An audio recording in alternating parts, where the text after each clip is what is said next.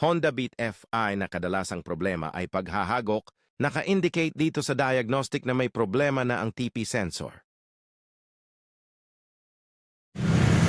Okay, dahan-dahan lang. Okay. Okay. Yun, bumababa. Isa pa. May problema yung TPS. Okay.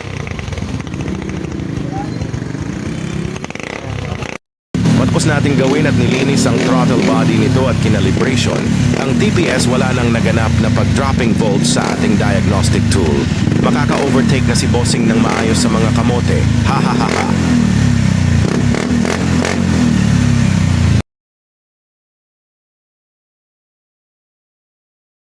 Honda Beat Fi na kadalasang problema ay paghahagok, naka-indicate dito sa diagnostic na may problema na ang TP sensor.